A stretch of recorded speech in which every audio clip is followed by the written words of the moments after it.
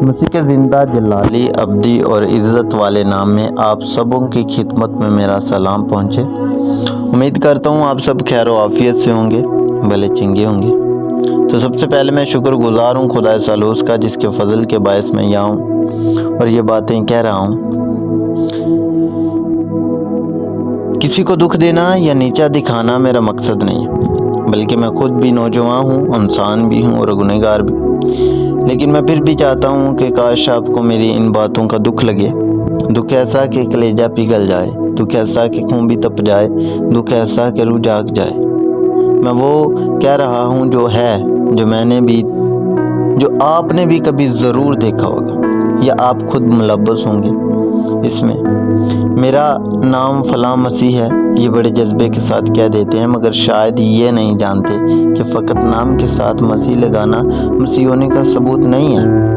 کیا کبھی جانا کہ نام کے ساتھ لکھے جانے والے لفظ مسیح کا مطلب کیا ہے؟ کہ آپ وہ ہیں جو لکھتے ہیں یا کسی دوسرے کو بتاتے ہیں؟ یا کیا آپ بائبل کے مسیح سے واقف ہیں کہ بائبل میں مسیح کی کیا تصویر بیان ہوئی ہے، یا بائبل کیسا مسیح چاہتی ہے اور کسے مسیح ہونے کا ثبوت دیتی ہے یا کسے مسیحی قرار دیتی ہے؟ کبھی آپ نے اپنا موازنہ بائبل کے مسیح سے کیا، یا بس موبائل فون پر ہی مسیحی ہیں، یا بس آپ سوشل میڈیا پر مسیحی ہوتے ہیں؟ اگر دیکھا جائے تو صورتحال کچھ یوں ہے کہ ہم کیمرہ کے سامنے مسیح ہونے کی اظہار کرتے ہیں تو جان جائیں کہ کیمرہ پر صرف اداکاری ہوتی ہے، جو کہ ہم میں سے زیادہ تر لوگ کر رہے ہیں۔ ہمارے ٹک ٹاک اور فیس بک ہمیں مسیح قرار نہیں دیتی۔ اس بارے میں میرے ذہن میں یہ خیال ہے، بلکہ بڑا سچ بھی ہے، کہ آپ سب کی کوئی نہ کوئی ویڈیو بہنوں کی بھی اور بھائیوں کی بھی سوشل میڈیا پر موجود ہوگی۔ تو اس پر ایک سوال یہ ہے کہ آپ کی وہ ویڈیو بائبل کے مطابق ہوتی؟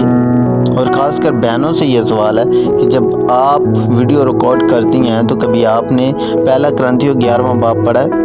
میں پہلے بھی کہہ چکا ہوں کہ میرا مقصد کسی کو شرمندہ نہیں کرنا ہے۔ اگر اب میری کسی بات کا برا لگے تو میں معذرت خواہوں، مگر یہ اس غرض سے کہتا ہوں کہ ہم بدل جائیں۔ کیا آپ نے کبھی غور کیا کہ ایک عرصہ پہلے جس دور کی ہم باتیں سنا کرتے ہیں کیسا ماحول تھا اور اب کیسا ہے؟ پہلے شرم و حیا کیسا تھا اور اب کیسا ہے؟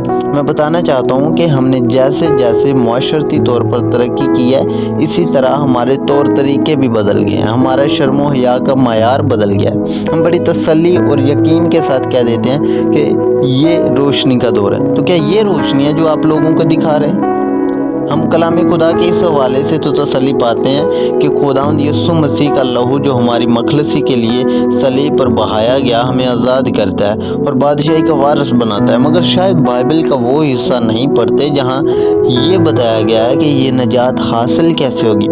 کہ صرف نام کے ساتھ مسیح لکھنے سے، یا ان سب باتوں پر عمل کرنے سے جو خدا ہم کو حکم دیتا ہے؟ کیا ہم وہ چیزیں ترک کرتے ہیں جن سے خدا منع کرتا ہے، یا کیا وہ کام کرتے ہیں جو خدا ہمیں حکم دیتا ہے؟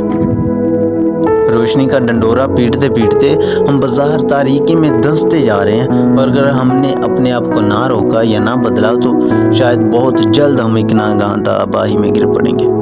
میری بہنوں، میرے بھائیوں، صرف سوشل میڈیا پر ویڈیو ڈالنے سے روشنی نہیں آئے گی۔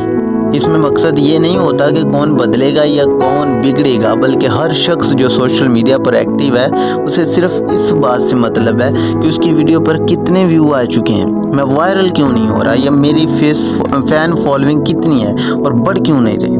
بلکہ روشنی تب آتی ہے جب خدا کے ساتھ آپ کا رابطہ بحال ہو جاتا ہے۔ آج ہم دعا کرتے ہیں اور کرتے رہتے ہیں اور بلا ناگہ دعا کرتے رہتے ہیں، تو اکثر ایسا ہوتا ہے کہ بلا ناگہ دعا کرنے کے باوجود بھی ہم خدا سے رابطہ نہیں کر پاتے۔ میں آپ کو ایک بات بتانا چاہتا ہوں کہ آپ میں سے ہر ایک فون کال کا استعمال کرتا ہوگا، تو آپ نے تجربہ کیا ہوگا کہ اکثر نیٹ ورک خراب ہونے کی وجہ سے ہم دوسرے سے بات نہیں کر پاتے، تو ہم دوسرے کو اپنی جگہ بدلنے کی تجویز دیتے ہیں کہ اپنی جگہ کو بدلو کیونکہ میں آپ کی آواز نہیں سن پا رہا۔ اس بات سے مراد یہ ہے کہ اسی طرح، بالکل اسی طرح کئی دفعہ ہمارا رابطہ خدا سے نہیں ہو پاتا، جس کی وجہ سے ہماری دعائیں بے فائدہ جاتی ہیں۔ تو کبھی غور کیا کہ ہماری زندگی میں ایسی کون سی چیزیں ہیں جو ہمارا رابطہ نہیں ہونے دیتی خدا سے؟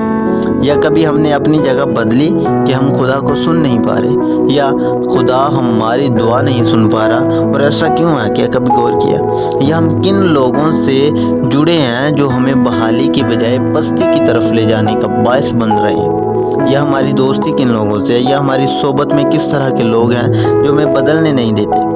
آپ نے وہ محاورہ تو سنا ہوگا کہ نہ تخم نہ تاثیر صحبت کا اثر۔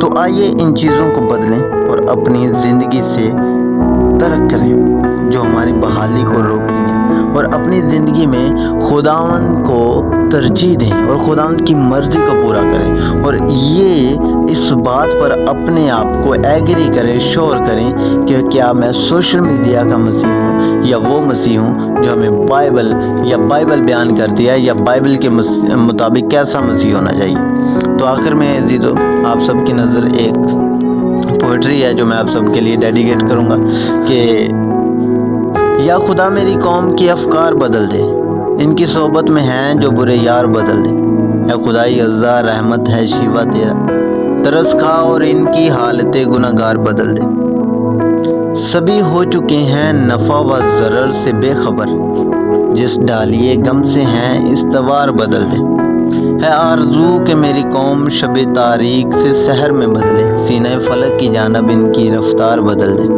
تقدیس و طواف کو یہ تماشا سمجھ بیٹھا ہے، یا خدا نداں کی دعاؤں کا معیار بدل دے، ہیں سب تیری نظر میں مرد غافل کے سجود، یہ جو بندگی میں بنتے ہیں اداکار بدل دے۔ خداوند آپ سب کو برکت دے۔